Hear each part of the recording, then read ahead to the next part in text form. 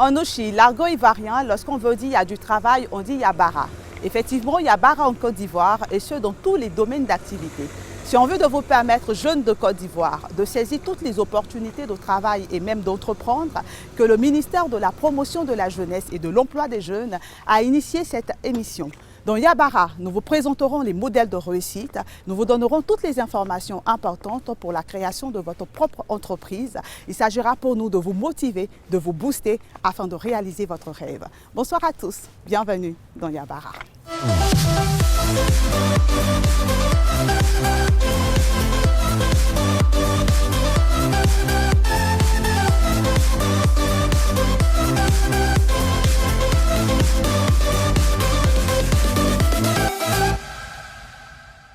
Place maintenant à notre rubrique Le Boss. Dans cette rubrique, nous donnons la parole à un chef d'entreprise qui nous explique sa vision et les secrets de sa réussite. Pour ce premier numéro de Yabara, nous avons tendu notre micro au boss des boss, au boss de la promotion de la jeunesse et de l'emploi des jeunes en Côte d'Ivoire.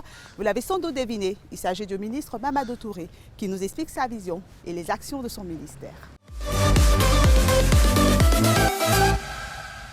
Le président de la République estime que la jeunesse est au cœur donc, des priorités au nom du gouvernement. Vous avez une population jeune qui constitue 77% du volume total de la population, avec ce que cela pose en termes de défis pour la santé, pour l'éducation, pour la formation. Et ce qu'il veut dans les prochaines années, c'est d'avoir une jeunesse qui s'épanouit dans son environnement, qui bénéficie de toutes les opportunités d'insertion, qui est bien formée, qui est prévenue contre certains fléaux tels que le VIH-Sida et qui est un acteur du développement donc, du pays. Au niveau du ministère de la Promotion de la Jeunesse et de l'Emploi des Jeunes, nous avons essentiellement des programmes qui visent l'insertion des jeunes. Aujourd'hui, dans le cadre du programme social du gouvernement, ces programmes s'articulent autour de 4 axes. Vous avez le développement des compétences qui permet donc de donner à des jeunes des aptitudes améliorant leur employabilité. Ce sont les stages. Stages donc de qualification qui met les jeunes en situation de travail, stages pour la validation de leur diplôme. C'est aussi les programmes en apprentissage qui permettent donc à des jeunes d'apprendre donc des métiers et d'être tout de suite opérationnels. Ce sont des formations complémentaires qualifiantes qui permettent donc à des jeunes d'avoir des formations complémentaires à la formation déjà reçue et qui leur permettent donc d'apprendre un autre métier, donc de travailler. Nous avons aussi un vaste programme d'entrepreneuriat qui se subdivise en 3 éléments. Agir pour les jeunes qui permet de mettre en place des petits financements pour des jeunes qui veulent entreprendre. Ça va de 100 000 à 1 million de francs CFA. Nous avons commencé déjà pour la première phase à distribuer des chèques à des jeunes après qu'ils aient été présélectionnés par la COPEC et qu'ils aient été formés. Ce sont des jeunes qui vont entreprendre dans différents secteurs d'activité, commerce, agricole, etc. Nous avons les financements pour les MPE, moyennes et petites entreprises, qui permettent donc de mettre en place des financements de 1 million à 5 millions de francs CFA. Nous allons nous appuyer essentiellement sur les régions pour ce genre de financement. Et puis nous avons les projets plus structurés qui vont bénéficier de financements allant donc de plus de 5 millions de francs CFA. Et puis, finalement, nous avons les TIMO, qui sont les travaux à haute intensité de main-d'œuvre, qui permettent de donner une opportunité d'activité à des jeunes sans qualification.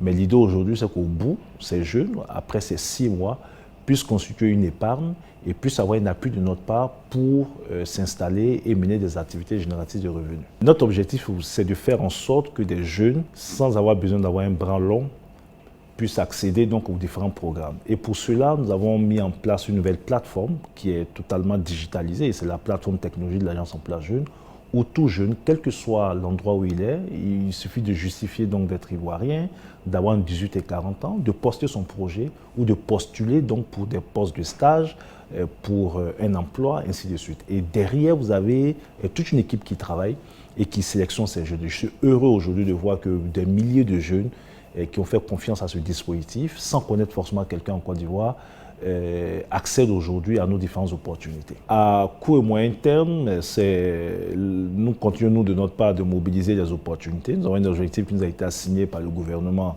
qui est 500 000 opportunités dans les différents programmes que j'ai cités. Nous en sommes à 346 000 à peu près, donc nous continuons de mobiliser les opportunités. Mais pour les jeunes, à très court terme, c'est donc de bénéficier de l'ensemble des programmes dans le cadre du programme social du gouvernement. Et ce qui a déjà commencé, puisque le programme national de stage a été lancé, le programme d'entrepreneuriat avec des jeunes qui ont reçu leur premier chèque a été fait et qui va s'étendre sur l'ensemble du territoire national. Il n'y aura pas un seul territoire en Côte d'Ivoire où les jeunes ne pourraient donc bénéficier des opportunités que nous mobilisons.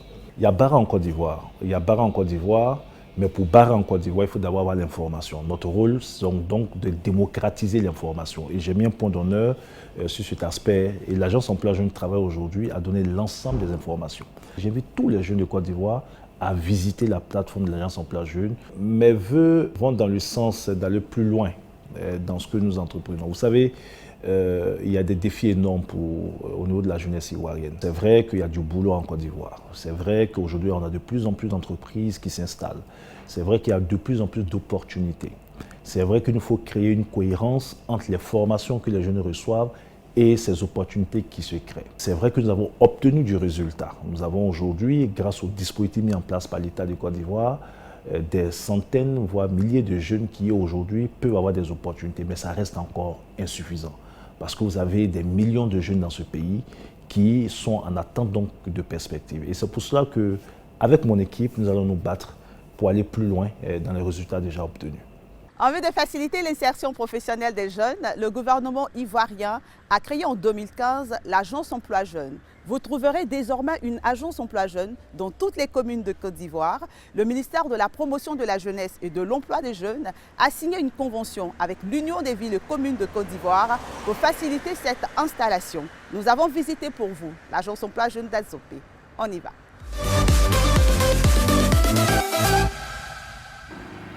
Adzopé, ville du sud-est de la Côte d'Ivoire.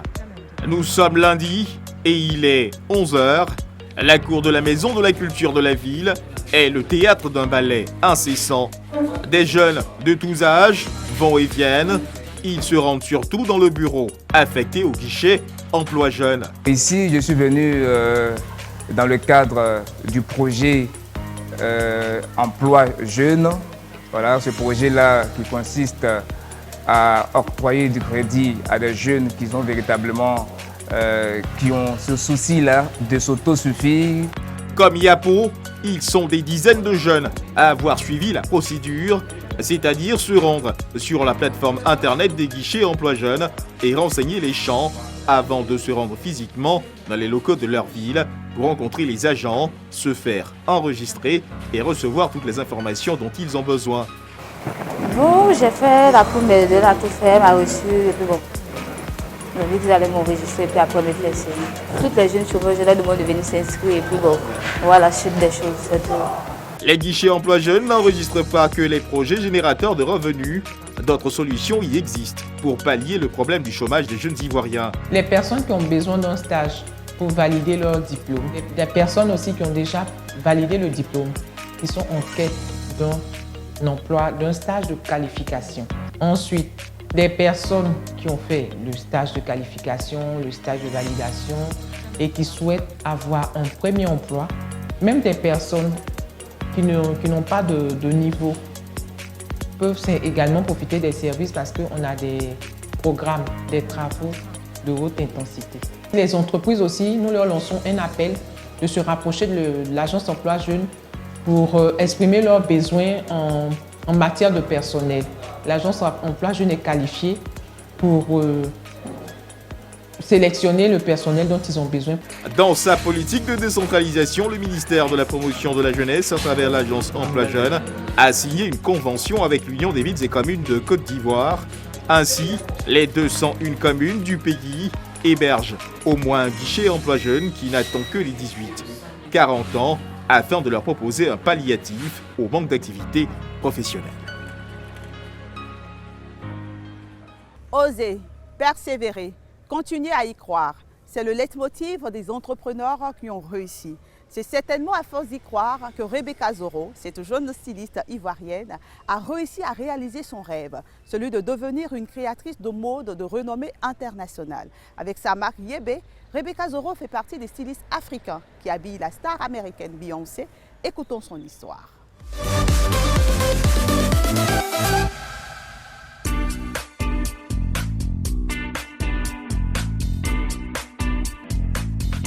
Rebecca Zoro est une jeune Ivoirienne de la trentaine, qui a une marque de vêtements qui s'appelle Yebe Design. Je suis passée de Rebecca Zoro à Yebe tout simplement à force de rêver et à force de travail, parce que c'est ce que je voulais faire. Je me suis donné des moyens, la force, le courage pour y arriver. Alors j'ai été formée ici, j'ai commencé ici ma formation, je l'ai terminée au Maroc. Et après ça, je suis venue m'installer. Comme tout début, c'était difficile. Il m'a fallu trouver des gens avec qui collaborer. Il m'a fallu trouver des employés, des couturiers, tout et tout, qui ont la même vision d'esprit que moi, en fait. Une fois que j'ai trouvé ça, tout a coulé. Dans la couture, on n'a pas vraiment besoin de grands moyens financiers. On peut le commencer partout, en fait. Tu peux le commencer dans ta chambre. Il suffit d'avoir une bonne machine à coudre, même si elle n'est pas bonne, même si il est essentiel qu'elle court pour pouvoir te lancer. Moi, je conseille toujours de commencer petit. Parce que lorsque tu commences petit, tu n'as rien à perdre, en fait. Mais si tu gagnes, tu auras gagné tout. C'est mon père qui m'appelait Yebe lorsque j'étais petite. Tout le monde dans la famille, mes amis, tout le monde m'appelait Rebecca. Et lui, à chaque fois, il me disait Yebe, Yebe, Yebe, Yebe. Et au moment de chercher un nom, parce que je ne voulais pas que la marque porte mon nom, Rebecca Zoro, je voulais un autre nom. Et j'ai décidé de prendre Yebe. C'est un hommage à mon père que j'adore énormément. La spécialité de Yebe, c'est ses coupes. En fait. C'est ça, en fait. C'est ses coupes et c'est l'assemblage des coupes. Parce que Yebe se veut la femme vraiment élégante, la femme distinguée, la femme dans l'air du temps. Si je dois décrire la femme Yebe, elle est modèle, elle est classe et elle a du chic. Je suis créatrice de mode, je crée la tendance. Beyoncé devait se rendre en Afrique du Sud et elle voulait porter des vêtements des créateurs africains, en un mot. Et c'est comme ça que j'ai été contactée par son équipe. Et ils ont contacté mon équipe aussi de communication. Et la liaison s'est faite, on a envoyé la tenue. Elle a aimé, elle nous a envoyé ses mensurations, on a confectionné la tenue pour elle. Et tout s'est passé en une semaine d'intervalle. Une semaine, elle a reçu la tenue, une semaine plus tard, elle était en Afrique du Sud. Une semaine plus tard, elle portait. Ah ouais, c'était un rêve qui se réalisait, c'était incroyable. Je me souviens très bien de ce jour-là, je suis en train de dormir. Et il y a ma chargée de communication qui m'a appelé pour me dire « Ah Rebecca, tu as vu la tenue, tout et tout ?» Elle m'a envoyé les images. Après ça, j'ai plus eu le sommeil. Je suis restée là, c'était incroyable. Mon téléphone n'arrêtait pas de sonner. J'avais des notifications un peu partout. C'était extraordinaire. Ça montre un peu l'image vraiment que j'ai de Yebe. Je ne veux pas que Yebe soit une marque typiquement ivoirienne, typiquement africaine. Il faut croire en soi, il faut croire à son savoir-faire. Et en ce moment, la Côte d'Ivoire nous offre plein d'opportunités. Il faut juste ouvrir les yeux, regarder dans quel domaine tu peux, qu'est-ce que tu sais faire et te lancer.